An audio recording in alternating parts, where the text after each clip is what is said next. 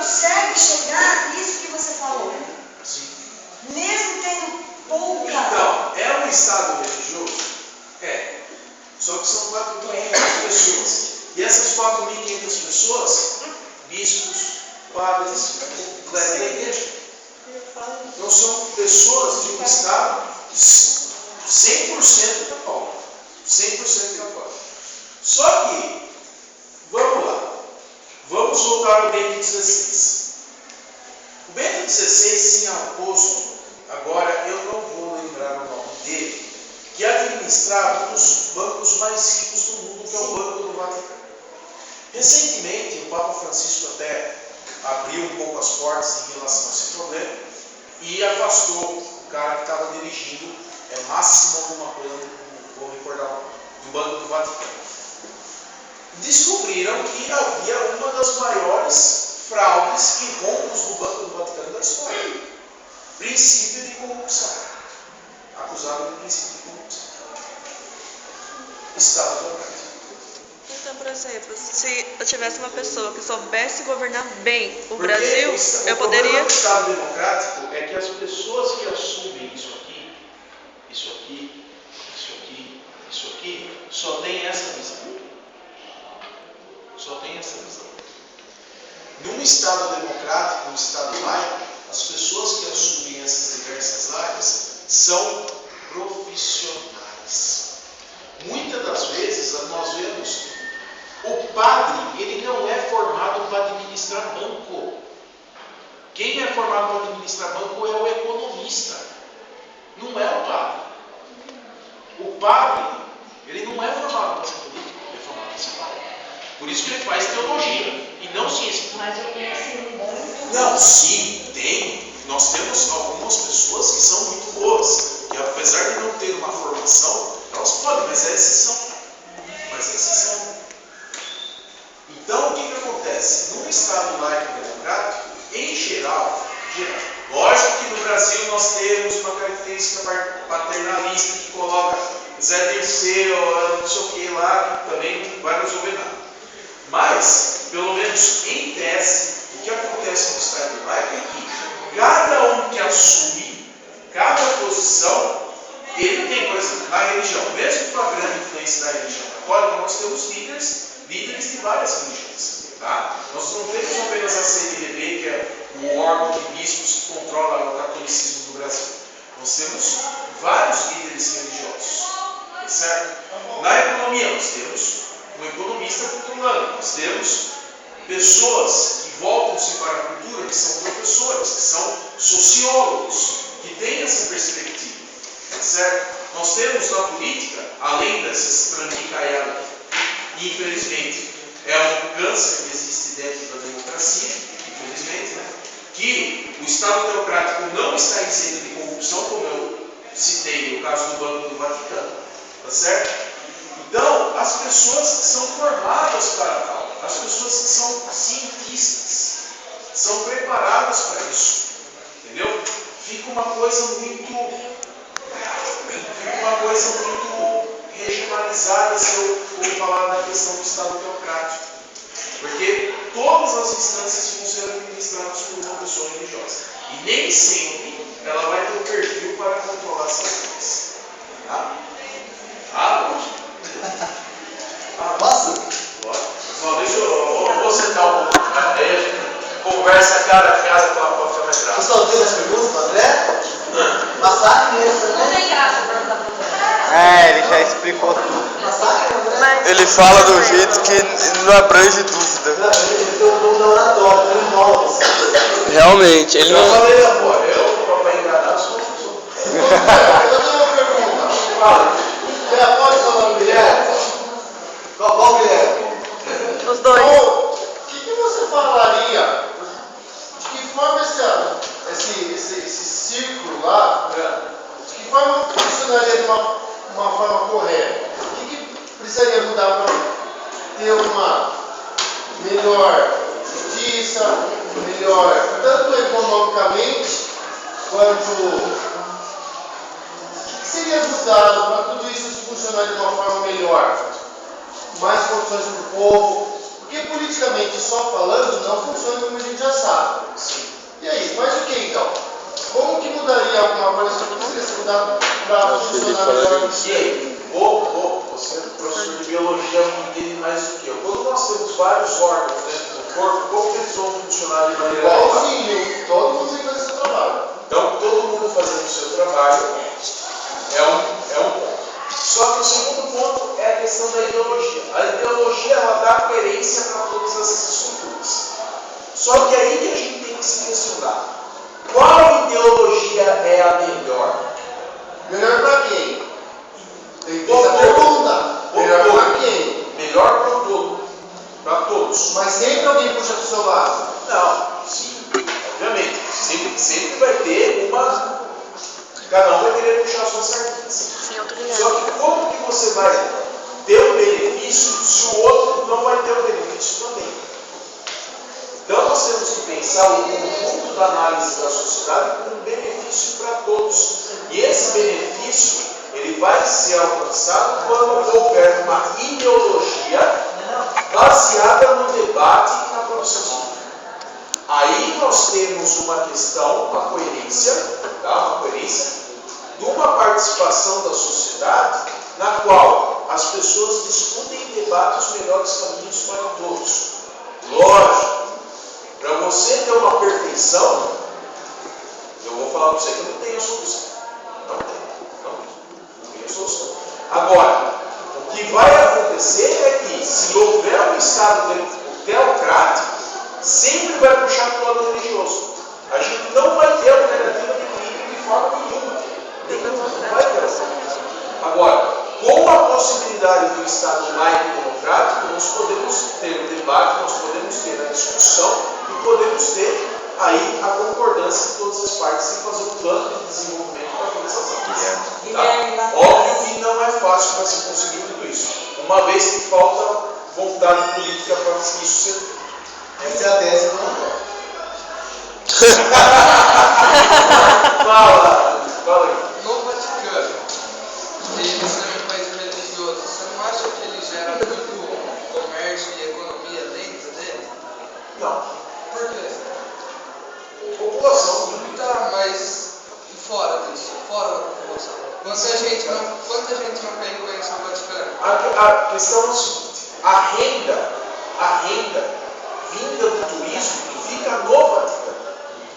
A única forma, e aí acho que o Felipe vai concordar comigo isso, é a única forma de você ter um ganho efetivo dessa renda de turismo no Vaticano seria se a igreja fizesse movimentos de base social atuando em serviços de utilidade pública. Mas tem o comércio. Aí, não, sim, mas o comércio lá de dentro vai ficar lá dentro. Então, ele já não gera? Entendeu? Mas, então, isso que eu quero colocar. O dinheiro fica na mão do Vaticano. Não O gira. comércio do Vaticano, o turismo do Vaticano é um turismo religioso. Se é um turismo religioso, você paga as instituições religiosas. Então ela fica na mão do Estado. Não há distribuição efetiva de renda.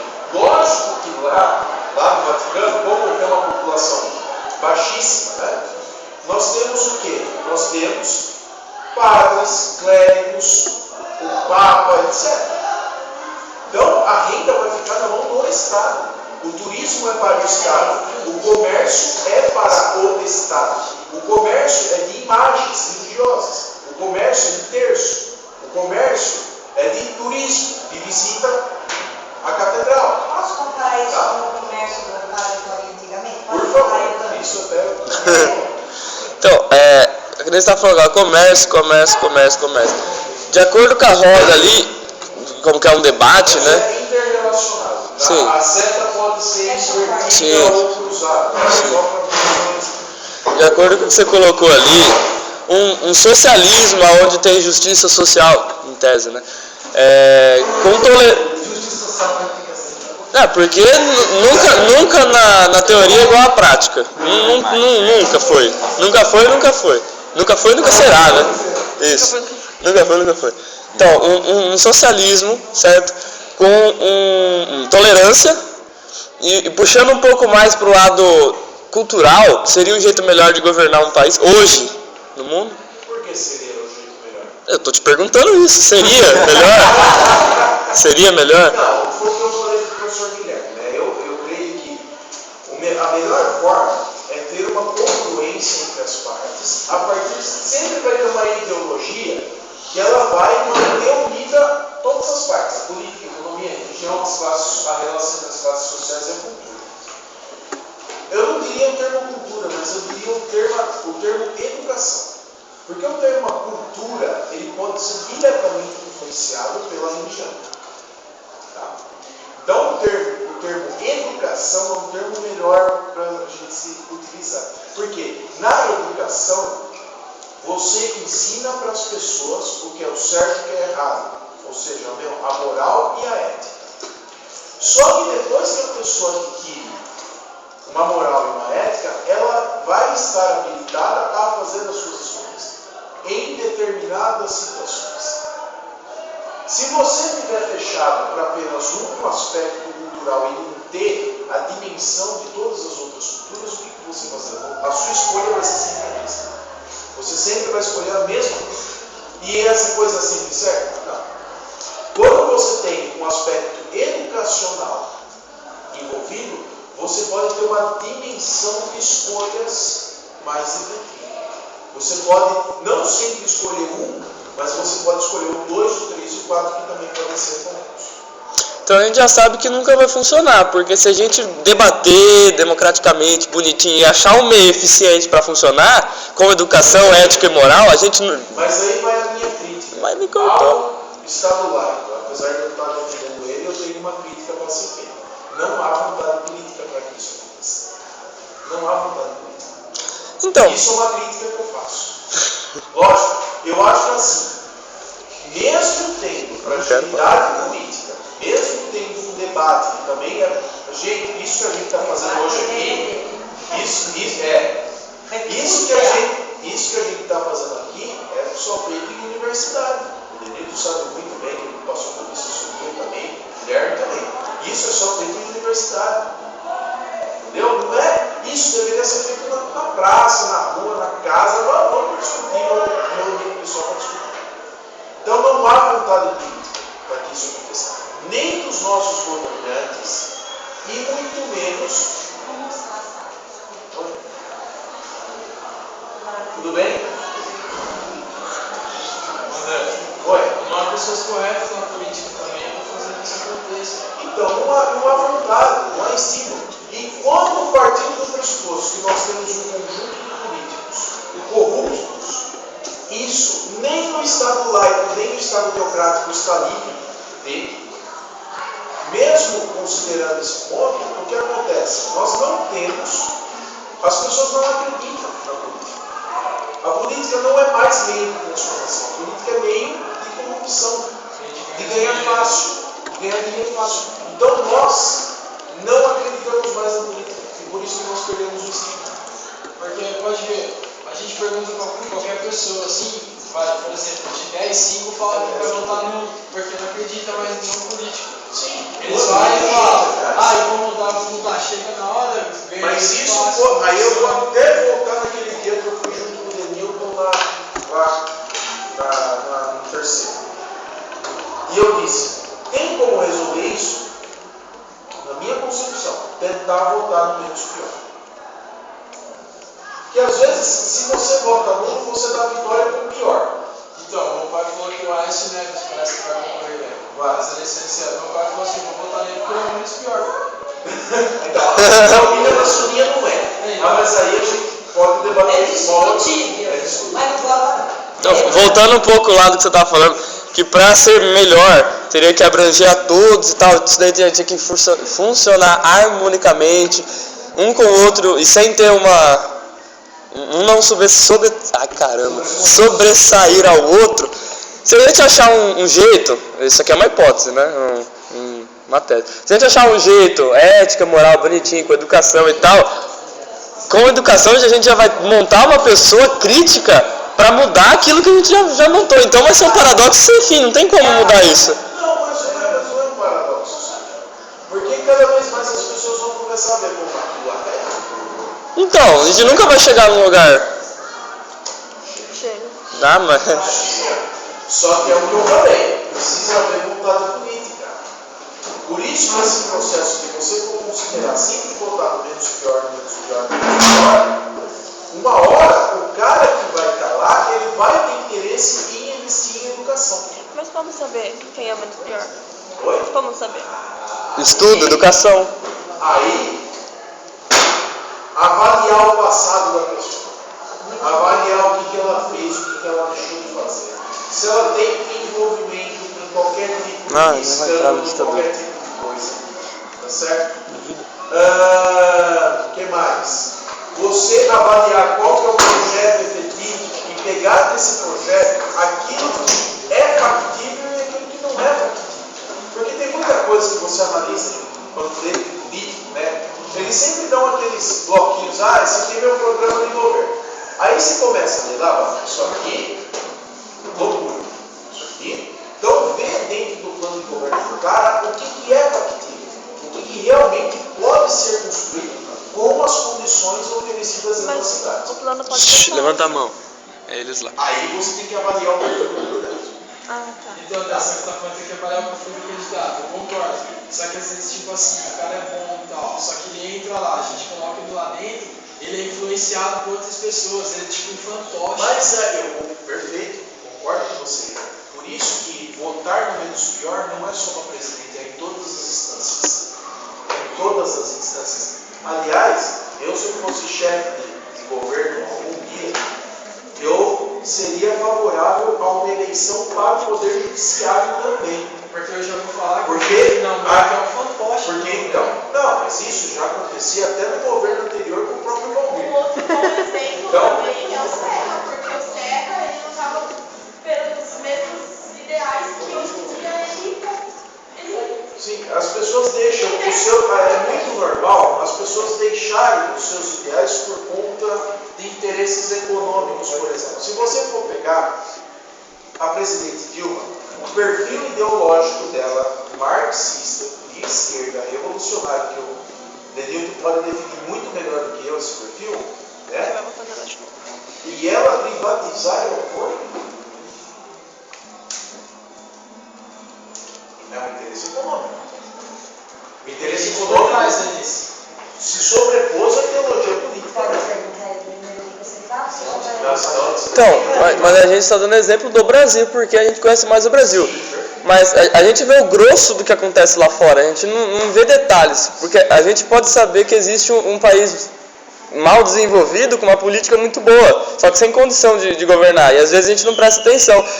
Pode ser que a perfeição política aconteça nesses países e ninguém dê atenção. Perfeito. Senão a gente tem que olhar o mundo todo, a gente não pode fechar para o Brasil só. Aqui a gente dá um exemplo daqui porque a gente conhece mais Brasil. Exatamente, foi o que eu disse. Olhar as outras sociedades. Aí até a gente citou casos do Vaticano, do Irã, Cuba, etc. Até você que foi contrário deu um ponto positivo pro papo, entendeu? A gente não Mas, pode. assim, o perfil diplomático dele não é que assim, o Estado teocrático seja assim, jogado no lixo. Ele durante muito tempo na história, ele foi usado. E teve algum motivo para ser usado.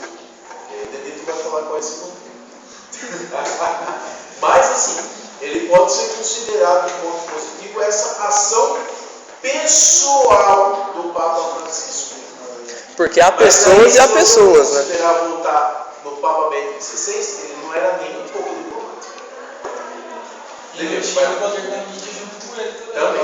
Mas não soube usar. Também. Não era pop. Gente, O Papa não era.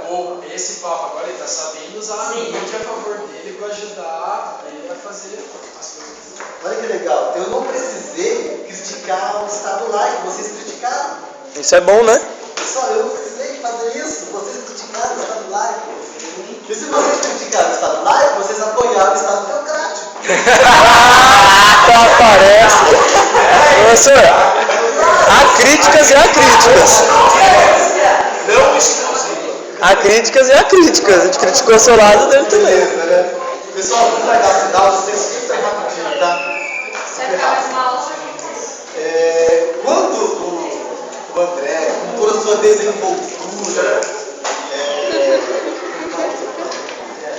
Oratória. Eloquência, né? Sua oratória, né? Tentou convencê-los de que o Estado laico, democrático, Sarcasmo, não pode. Professor, ele falou que democracia também é fantasiosa, não é democrática. Mas eu disse que o Estado laico é melhor. Eu falei que o Estado laico é melhor. E ele fez o esqueminha ali, falando que o Estado laico, democrático, para que ele possa ser justo, digamos, ou para que obtenha a justiça social ao povo, é necessário que os pontos ali estejam em harmonia, que são política, economia, religião, classes sociais, cultura. Aí ele fez a crítica. E é claro que eu corroboro com essa crítica. É uma grande ilusão imaginar que tudo isso vai ser harmônico. Não vai ser harmônico, não é harmônico. Possível. Primeiro, vamos pegar só o exemplo da economia. Hoje, quem manda de fato? Quem tem poder de fato? Obama. No governo de um país? São os grandes industriais. Tanto que para que alguém se eleja, tem que ter o financiamento de alguns empreiteiros. Então, quando alguém fala, o Renan, né? Mas se fulano de tal entrar no governo, ele vai se romper, porque o sistema já está pronto. Ele vai simplesmente se encaixar no sistema que já está pronto. Então, o que acontece? A economia, ela domina o Estado democrático capitalista hoje. Domina. E vai entrar no poder só quem o grande industrial, o capitalista, financiar e apoiar. Se não tiver apoio do capitalismo, não entra. Lula, em 2002, só venceu as eleições porque ele se aliou ao José de Alencar, que era empresário mineiro. Se não tivesse apoio do empresariado, não entraria. Só tinha medo do Lula. Porque ele tem uma história de socialismo, de esquerda e tudo. Então não gostava do Lula. Hoje o Lula se transformou. Muitos desses políticos que hoje que nós conhecemos, que são acusados de corrupção, José Dirceu, José Genuíno, a maioria deles, o próprio Serra, todos eles eram muito amigos de Dilma antigamente. Lutavam pelo mesmo propósito. Hoje, como eles estão? Se desvirtuaram, porque entraram no sistema. Se entrar no sistema, se corrompe. E qual é esse sistema? Estado laico, democrático. Capitalista. Eu disse que nem o Estado laico e nem o Estado teocrático é livre de corrupção. Nenhum dos dois. O problema é definir qual é a ideologia. Se nós temos um Estado laico, nós podemos fazer o quê? Nós podemos diversificar essa ideologia. Essa ideologia não é única. Hoje, obviamente, nós estamos controlados pelo sistema capitalista. Obviamente que os empresários vão estar no controle. Tanto que a interferência do governo federal hoje dentro da economia está desagradando grande parte dos empresários e por isso que eles estão migrando para a votação tanto do Aécio quanto do Eduardo Campos, comprometendo muitos empresários. Tá? Você ouve alguns programas de entrevista com empresários, todos eles metem no pau no PT, tá? Por causa dessa intervenção. Agora, como Estado teocrático, você não tem opção de mudança ideológica. Não existe opção de mudança ideológica. Não existe. É ótimo. Aí você vai continuar no mesmo erro daqui hoje para 1000 anos. Não pensa Mas assim. dá de ideia. 1000 anos de erro. Tá? Então, você vai persistir no erro sempre. Agora, se você tem uma possibilidade de mudança ideológica no Estado laico, isso é possível, mesmo que difícil. Não estou falando que é fácil, vamos reunir meia dúzia aqui, vamos tirar. Não é assim. Então, o Estado democrático, o Estado laico, permite que nós nos organizemos e participemos da política. Tá? E, aos poucos, nós podemos transformar a forma ideológica, principalmente utilizando a educação. Tá certo? Agora, no Estado teocrático, não é possível. Você vai manter o burro usando papão. Tá? Então, se as empreiteiras aí, né, o capitalismo interfere e tal, que nem eu falei da outra vez, um sistema socialista tolerante, no qual os profissionais atingir metas para ter economia e rodar a rodinha bonitinha, harmônica, não seria uma solução melhor do que o sistema corrupto que a gente tem hoje no Brasil? É para entender. Nós tivemos alguns modelos de existência do socialismo na história até hoje. Nenhum deles foi efetivo tal como teorizado pelo Karl Marx. Tanto em Cuba quanto na União Soviética, na Coreia do Norte, etc. Agora é o seguinte, o socialismo resolveu o problema? Não. Por quê? Porque o Karl Marx ele dizia o seguinte, e aí eu vou parafrasear. Ele dizia que para haver o socialismo, de fato, você precisa de distribuição de riqueza. Por isso que Karl Marx acreditava que o primeiro país socialista do mundo seria a Inglaterra. Porque a Inglaterra, na época de Marx, era o país mais rico do mundo e que tinha uma maior quantidade de recursos. Então ele acredita numa teoria que é chamada de materialismo histórico. Ou seja, a história tem um percurso definido. Então teria a Idade Média, depois teria a Idade Média, os burgueses fariam a revolução, assumiriam o poder. Quando os burgueses ficariam ricos ao ponto, os proletariados fariam a revolução e tirariam a burguesia do poder. Então o Marx acreditava numa linha fixa para a história. A história não estava determinada a chegar em tal ponto. Só que ele dizia o seguinte, para haver socialismo, precisa haver distribuição de riqueza. A Rússia, antes de virar soviética, era miserável. Camponeses morriam de fome aos milhares na neve. Tá? Em Cuba, nem preciso dizer. Vocês veem qualquer documentário de Cuba, é uma coisa extremamente precária. E antes da própria Revolução também o era. Então, nós temos uma distribuição não de riqueza, mas de pobreza. O socialismo ser efetivo, segundo a teoria marxista, nós teríamos que haver uma distribuição de riqueza a partir do fato que os proletariados façam a revolução e assumam o poder. Você vai distribuir o que Você não levantou a mão. não adianta nada, você vai distribuir a pobreza, mas É o que eu estou dizendo. Só o Evandro eu teria para fechar. Vai rapidinho. Cuba, e o exemplo que você deu aí, no planeta, falando, né, mundialmente, é minoria, certo? Falando do socialismo é minoria. No Brasil, o capitalismo, né, é o regente, e a minoria do Brasil também é miserável. Então, a lógica seria a mesma, tanto para o capitalismo quanto para o socialismo. Se o socialismo é minoria. Então, e o capitalismo resolve o problema? Se fosse mundial. E aí? Bom, Danilo, a distribuição de riqueza. 2 beijos. Aí eu vou falar no versículo bíblico. Tandam. Ou você é pastor, Só por Deus queria ir. Não, porque lá em Atos dos Apóstolos tem uma Fala passagem dos Atos dos Apóstolos. que os apóstolos eles eram vistos na oração, no jejum, no partir do pão. A igreja, a primeira igreja, chamada igreja primitiva, eles eram comunistas, porque todos os bens eram repartidos entre eles. Primeiro, se a igualdade social, a justiça social só acontece se houver distribuição de renda, acredite, não são os economistas, todo respeito aos economistas, que vão distribuir essa renda. Não serão as classes sociais que vai contribuir para que essa renda seja distribuída de forma igualitária. Não será nenhum princípio político, mesmo de Marx, que vai ter sucesso nessa distribuição de renda. A religião tem esse problema de distribuição de renda, porque ela cria uma ideologia tão poderosa que ela faz nascer do próprio ser humano, da essência do ser humano, esse seu princípio de religiosidade, de crença em algo superior. Se eu acredito em algo superior, eu o faço. Essa é a grande verdade. Agora, não dá para eu disfarçar o seguinte: vocês estão criticando o Estado religioso, só porque o Estado é então, olha só, dia 12 de outubro, vocês aqui vão ficar de férias, será um feriado, dia 12 de outubro, e é um feriado religioso, em um Estado laico.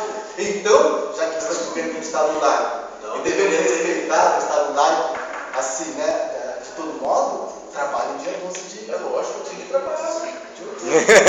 Você tá indo pro lado Se eu dele. quiser embalar marmita para um restaurante lá comigo, O Natal não pode ser feriado. Você não tem que Né? Natal não pode ser feriado. Domingo, vocês não podem trabalhar 6, 7 dias. Então tem que ir lá em todos os aspectos.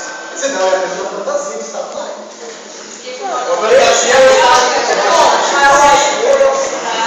Obrigado. Eu que agradeço. Obrigado. Fechou.